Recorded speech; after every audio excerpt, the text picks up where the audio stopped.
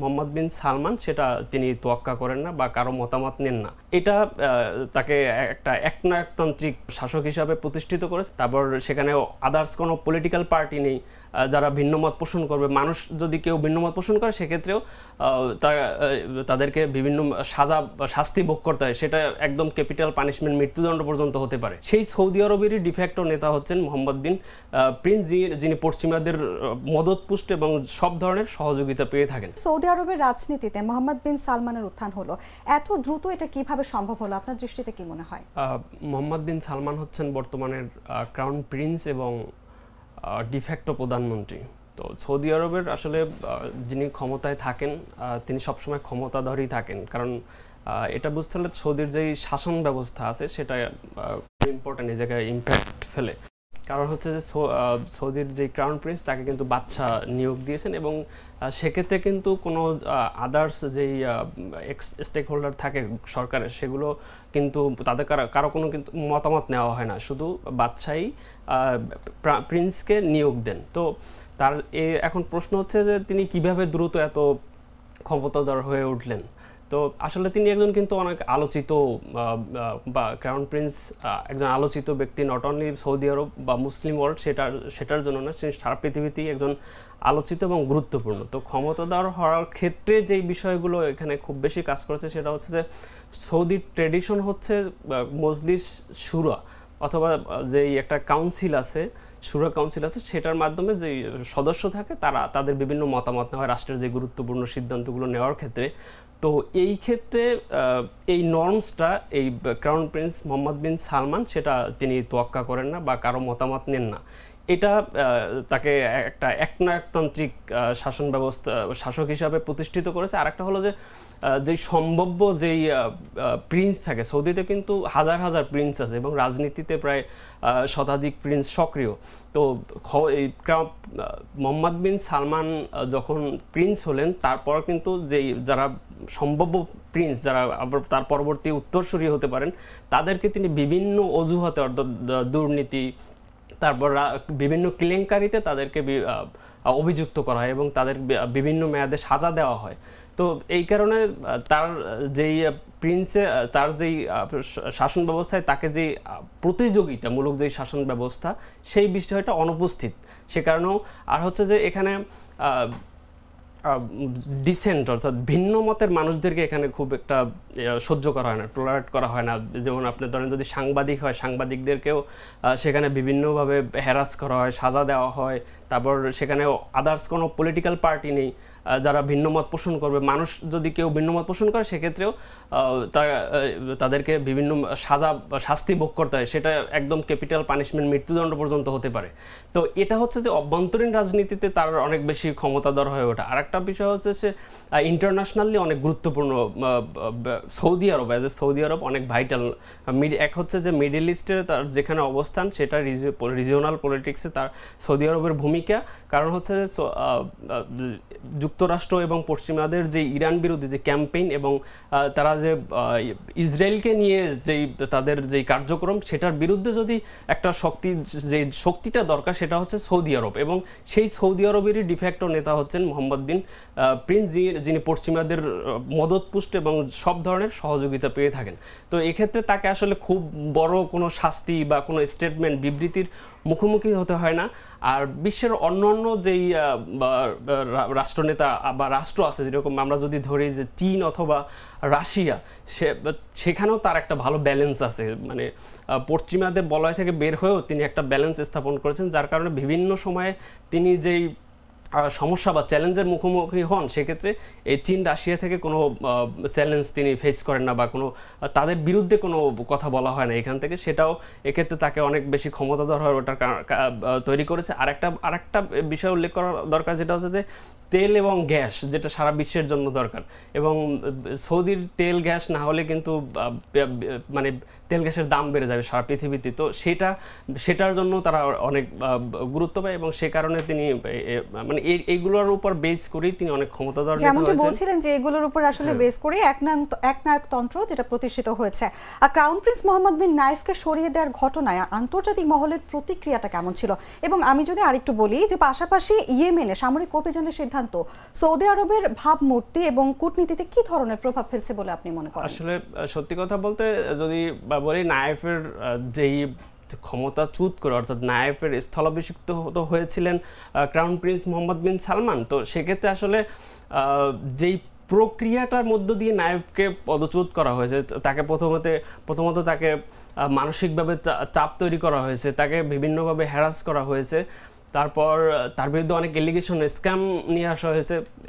যখন তারপরও নায়েব কিন্তু ক্ষমতা বা ছাড়তে রাজি হন নাই, তাকে যে প্রিন্স পদ থেকে সরাই দেওয়া হবে সেটার জন্য তিনি রাজি ছিলেন না।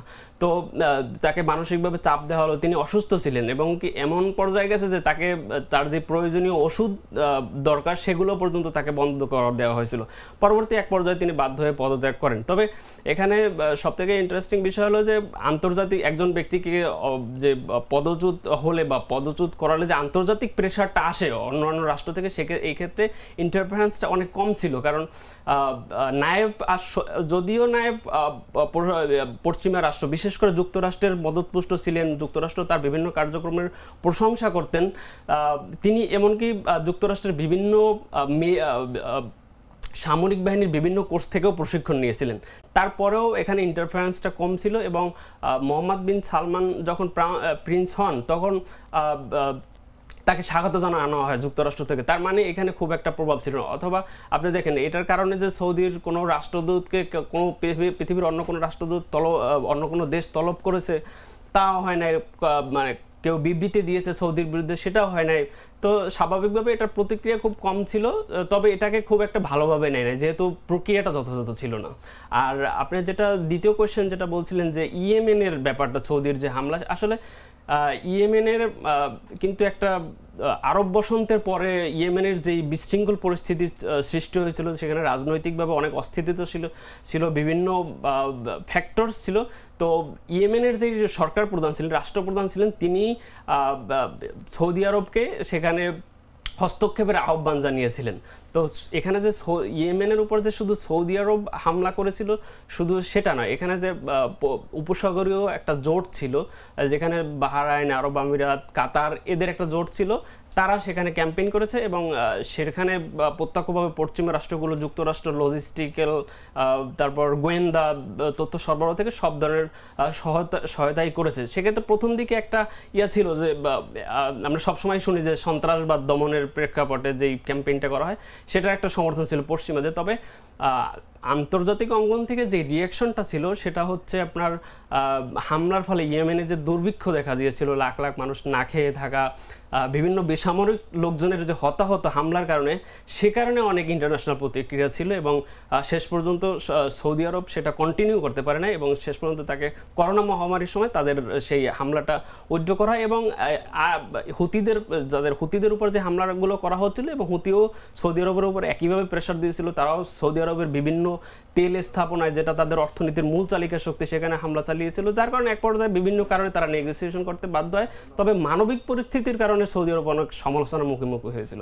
শাহিন খুব সুন্দর করেই বলছিলেন যে কথাটা যে নানা রকম প্রেশার ক্রিয়েট করে মোহাম্মদ বিন নাইফকে ক্ষমতাচ্যুত করা হয়েছে। আমি যদি একটু বলি যে জামাল খাশোগি হত্যাকাণ্ডে এমবিএস এর নেতৃত্বের প্রতি আস্থা কমিয়ে দিয়েছে নাকি তার ক্ষমতা অটুট রেখেছে, আপনার কি মনে হয়?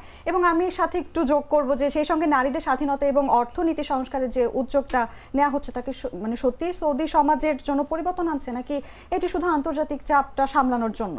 ওয়েল, জামাল খাশোগিকে হত্যাকাণ্ডটা সৌদি আরব সারা বিশ্বে একটা আলোচিত বিষয় ছিল তখন।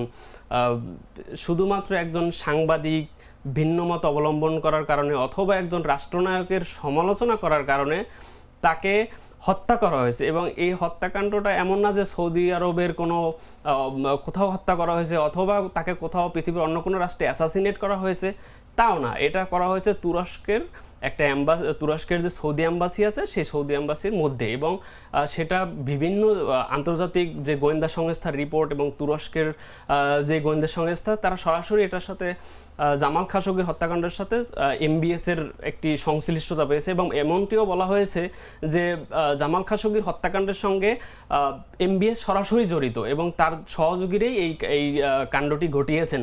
তো এটার পিছনে একমাত্র কারণ ছিল যে জামাল খাশোগি ছিলেন এই রাজ পরিবারের সমালোচক এবং এমবিএস এর সমালোচক, সেটার কারণে। তো এটার বিপক্ষে আসলে সৌদি আরবের যে বিষয়টা সবসময় সামনে আসে যে আন্তর্জাতিক অনেক রাজনীতি, অভ্যন্তরীণ রাজনীতি, রিজিওনাল রাজনীতির কারণে হয়তো অনেকেই ইন্টারফারেন্স করে নাই।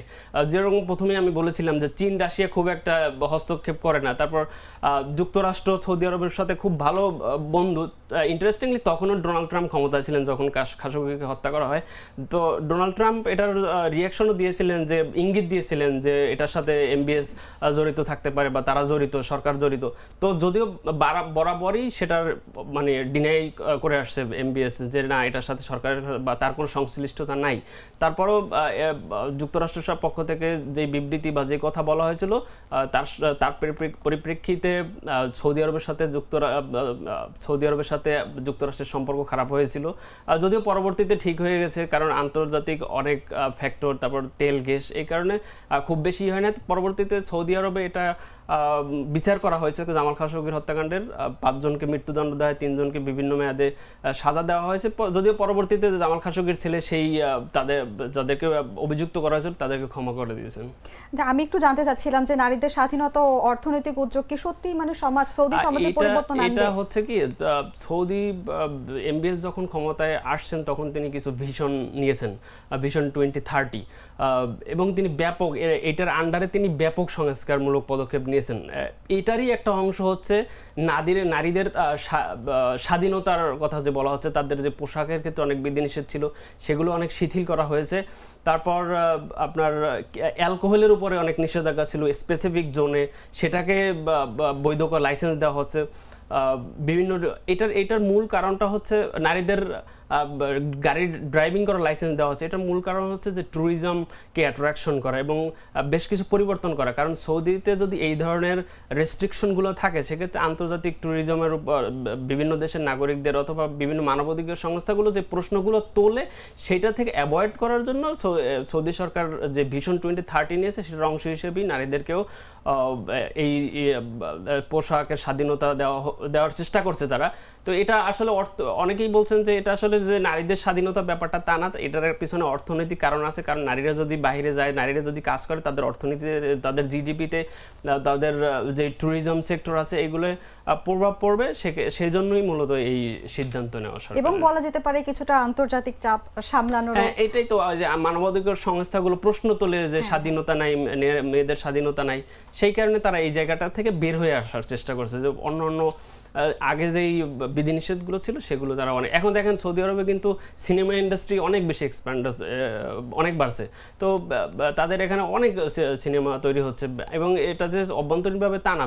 তারপর কনসার্ট হচ্ছে সৌদিতে, আমাদের দেশের অনেক শিল্পীরাও সেখানে যে কনসার্ট করছেন। তো বোঝাই যাচ্ছে যে তারা আসলে আমূল পরিবর্তন করতে চাচ্ছেন। খুব সুন্দর করে আপনি উপস্থাপন করলেন শাহিন, আপনাকে অসংখ্য ধন্যবাদ আমাদের আজকের আয়োজনে থাকার জন্য। আপনাকে অনেক ধন্যবাদ।